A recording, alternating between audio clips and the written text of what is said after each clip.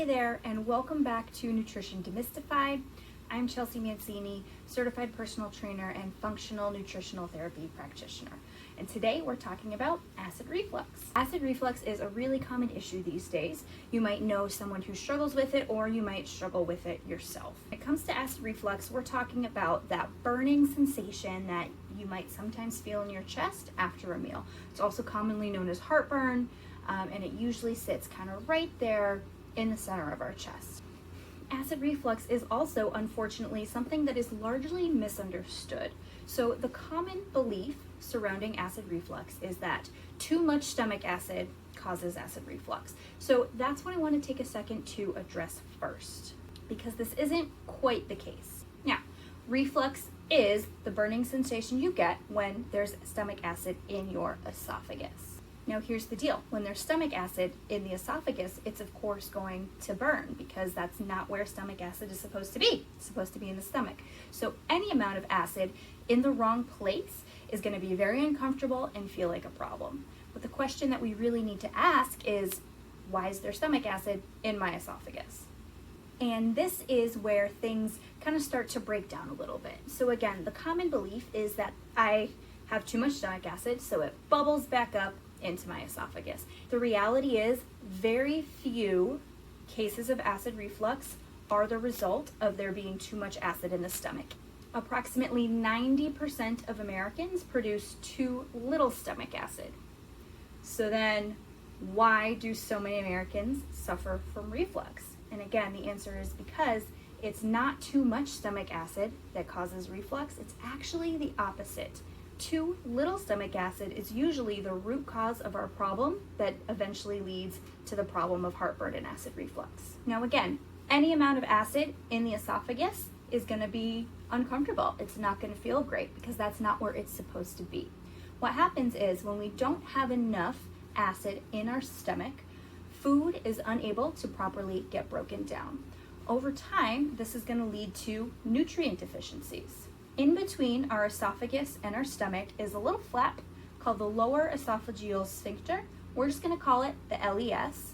Now what can happen is, over time, nutrient deficiencies lead to weakness in the LES. Its job is to allow food through and then stay closed. And when it's doing a great job, food and acid does not get back through. But if it's weakened due to nutrient deficiencies, we can start to see some breakdown in its function. When the body doesn't have what it needs, the LES gets weak, and that's when we see that flap start to open and foods start to come back up into the esophagus. And again, this is usually the result over a longer period of time of a lack of acid in the stomach, leading to improperly broken down food and improperly absorbed nutrients. The other way that too little stomach acid can cause reflux is a little bit more acute. So if our food is unable to be properly broken down, if we don't have enough acid in the stomach, it has trouble moving from our stomach into the next step in the digestive system. And what can happen is, it spends too long in the stomach, and the carbohydrates will start to ferment, proteins will start to putrefy, and fats will start to re-acidify. And what can happen is, it creates this extra pressure within the stomach that then becomes greater than the pressure needed from the LES to stay shut. And again, we see the LES open, and we see acid and not great stuff bubble back up into the esophagus. The point that I want you to understand is that in this dysfunction of the LES, in this problem that we're having in our stomach, the root cause is too little stomach acid. So if you suffer from acid reflux, the best way to really heal for the long term is to increase acid production in the stomach. And so you might be asking, well, when I take an acid suppressant or an acid neutralizer like Tums or something like that, the problems go away. Yeah, sure, of course. What happens is that acid neutralizer neutralizes the acid, and so we no longer feel the pain. It doesn't mean that the problem still isn't happening. All we did was throw a Band-Aid on the solution so that we were a little bit more comfortable. But what we really want to do is fix the actual problem, which again is lack of stomach acid production in the stomach. Lack of acid production in the stomach can lead to a host of other problems. We already mentioned nutrient deficiencies. Nutrient deficiencies can lead to things like improperly regulating hormones, the inability for the body to make glucose or energy. They can lead to skin problems, stomach problems, they can lead to muscular problems, they can lead to neurological dysfunction. Our body needs nutrients to do everything. So if we're not having enough acid in the stomach, over the long term, that's going to lead to greater issues than just the acid reflux. The long-term solution is to improve our body's ability to create its own stomach acid. When it comes to improving things kind of in the short term and taking that first step towards that longer term healing, a great option can be some acid therapy. So there are actual stomach acid supplements that you can find that you can take along with your meals to assist in the breakdown of food to help start to improve some of these problems.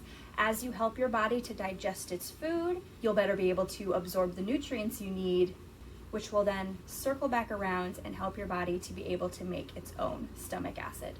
When it comes to finding a good stomach acid supplement, you want to look for something that also contains pepsin.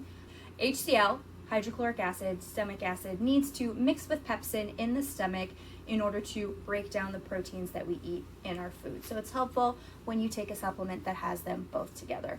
Other ones will also have other digestive enzymes such as amylase or protease that are also helpful in the digestive process. Start by taking 1 tablet with all of your meals and see how you do. If you're still getting that reflux, belching, or bloating after you eat, up it to 2. And keep that going until you get up around 5 or 6. I wouldn't really recommend doing more than 5 or 6 tablets per meal unless you're working directly with a nutritional therapy practitioner such as myself, or a doctor or some other healthcare professional who can, help guide you along the process.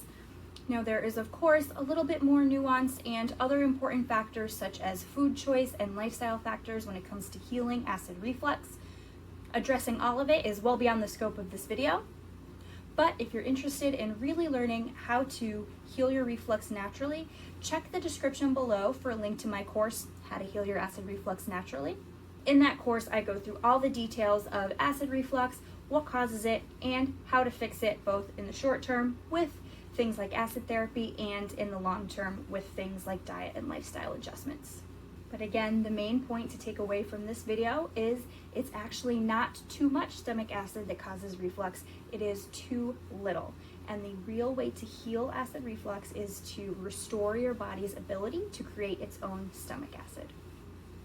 Thanks for watching. Like I said, link to my course, How to Heal Your Stomach Acid Naturally, is in the description below, as well as a few other resources such as my foundational nutrition quiz, which can help identify some of the symptoms you're experiencing to some of the things that you might need to improve in your nutrition and how to go about doing it. If you liked the video, go ahead and give it a thumbs up, and don't forget to hit the subscribe button so you get notified as new episodes get posted.